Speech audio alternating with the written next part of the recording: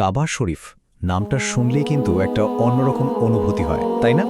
এটা ইসলামের সবচেয়ে পবিত্র একটা জায়গা। তো চলুন আজকের আলোচনায় আমরা এই পবিত্র ঘরের সংক্ষিপ্ত ইতিহাস আর এর তাৎপর্যটা একটু কাছ থেকে দেখি। আচ্ছা, কখনো কি মনে হয়েছে যে কেন সারা দুনিয়ার কোটি কোটি মানুষ প্রার্থনার সময় ঠিক একটাই বিল্ডিংয়ের দিকে মুখ করে দাঁড়ায়? এই একটা প্রশ্নের মধ্যেই কিন্তু এর বিশাল তাৎপর্যটা লুকিয়ে আছে। আজ আমরা ঠিক এই ব্যাপারটাই জানব।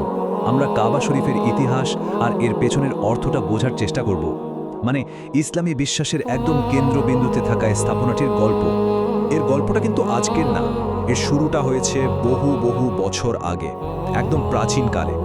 ইসলামী ঐতিহ্য যদি আমরা দেখি, তাহলে এটাই ছিল মানবজাতির জন্য বানানো প্রথম ইবাদতের জায়গা। ইসলামী বিশ্বাস অনুসারে এর নির্মাণ কাজ শুরু হয়েছিল হযরত আদম আলাইহিসসালামের হাতে। ভাবা যায়, এরপর সময়ের সাথে সাথে, বিশেষ করে মহাপ্লাবনের সময় এর মূল কাঠামোটা হারিয়ে যায়। অনেক পরে আল্লাহর আদেশে হযরত ইব্রাহিম আলাইহিসসালাম আর তার ছেলে ইসমাইল আলাইহিসসালাম মিলে এটাকে আবার তৈরি করেন। আর এই ব্যাপারটার উল্লেখ কিন্তু পবিত্র কোরআনেও আছে। সেখানে বলা হয়েছে, নিশ্চয়ই মানবজাতির জন্য সর্বপ্রথম যে ঘরটা বানানো হয়েছিল সেটা মক্কাতেই, যা অনেক বরকতময় আর পুরো বিশ্বের জন্য একটা পথ নির্দেশ। এই একটা আয়াতে কিন্তু এর গুরুত্ব বোঝানোর জন্য যথেষ্ট, তাই না? আচ্ছা, এবার চলুন ইতিহাসের একটা খুব গুরুত্বপূর্ণ বাঁকের দিকে যাই, যখন কাবা হয়ে ওঠে একত্ববাদের কেন্দ্র। এখানে একটা ইন্টারেস্টিং ব্যাপার আছে। ইসলাম আসার আগেও কিন্তু আরবের লোকেরা কাবাকে খুব পবিত্র মনে করত, কিন্তু তখন এর ভেতরে ছিল অসংখ্য মূর্তি। তবে 630 খ্রিস্টাব্দের পর দৃশ্যপটটা পুরোপুরি পাল্টে যায়। কাবাকে সব মূর্তি থেকে মুক্ত করে আবার এক আল্লাহর ইবাদতের কেন্দ্র হিসেবে প্রতিষ্ঠা করা হয়। ঠিক 630 খ্রিস্টাব্দে মক্কা বিজয়ের পর হযরত মুহাম্মদ সাল্লাল্লাহু আলাইহি ওয়াসাল্লাম নিজেই কাবার ভেতর থেকে সব মূর্তি সরিয়ে ফেলেন। আর এই একটা ঘটনায় কাবার যে মূল উদ্দেশ্য ছিল, মানে এক আল্লাহর ইবাদত করা, সেটাকে আবার ফিরিয়ে আনে। এটা ছিল ইতিহাসের এক যুগান্তকারী মুহূর্ত, সত্যি। তো ইতিহাস তো জানা হলো, চলুন এবার আমরা কাবার গঠনটা একটু দেখি আর এর ভেতরের পবিত্র জিনিসগুলো সম্পর্কে জানি। দেখতে এটা একটা ঘনকের মতো, মানে কিউব শেপের একটা বিল্ডিং। এর উচ্চতা প্রায় 13.1 মিটার, আর পুরোটা একটা কালো কাপড়ে ঢাকা থাকে, যেটাকে বলা হয় কিসওয়া। আর এর সবচেয়ে বড় পরিচয় হলো এটা সারা বিশ্বের মুসলিমদের জন্য কিবলা, মানে নামাজের কেন্দ্রবিন্দু। 13.1 মিটার উচ্চতাটা হয়তো আজকালকার বড় বড় বিল্ডিংয়ের তুলনায় তেমন কিছু না, কিন্তু এর আধ্যাত্মিক যে উচ্চতা, সেটা কিন্তু আকাশ ছোঁয়া। কাবার সবচেয়ে গুরুত্বপূর্ণ অংশগুলোর একটা হলো হাজরে আসওয়াদ, মানে কালো পাথর।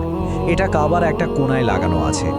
ইসলামী বিশ্বাস মতে এই পবিত্র পাথরটা নাকি সরাসরি জান্নাত থেকে পৃথিবীতে আনা হয়েছিল।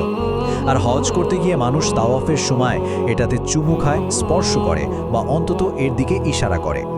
আর যে কালো কাপড়টা দিয়ে কাবা সবসময় ঢাকা থাকে, ওটাকে বলা হয় কিসওয়া।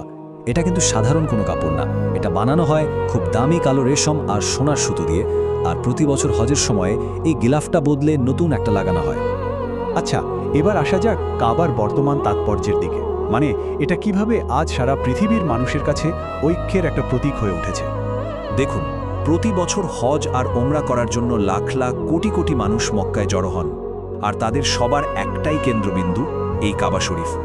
বলা হয় এটা পৃথিবীর সবচেয়ে বড় শান্তিপূর্ণ সমাবেশগুলোর একটা।